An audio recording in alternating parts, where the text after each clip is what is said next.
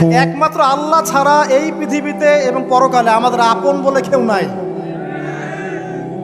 বাকি সবাই সবার স্বার্থের জন্য আছে। মানুষ মানুষের অবস্থানকেই মূল্যায়ন করে। আমরা মারা গেলে পরে 40 দিন তারা আমাদেরকে মনে রাখবে কিনা সন্দেহ আছে। বিশ্বাস করছেন না?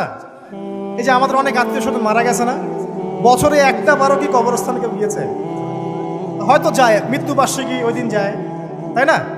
দেখেন আমরা কিন্তু আস্তে আস্তে ভুলে গিয়েছি তাদের, আমরা ব্যস্ত হয়ে গেছি। ঠিক একইভাবে তারাও আমাদেরকে ভুলে যাবে। এই জন্যে আমি বারবার আপনাদেরকে মনে করে একটা কথা, আমার জীবন থেকে উপলব্ধি করি একটা কথা, যে একমাত্র আল্লাহ ছাড়া এই পৃথিবীতে এবং পরকালে আমাদের আপন বলে কেউ নাই। বাকি সবাই সবার স্বার্থের জন্য আছে।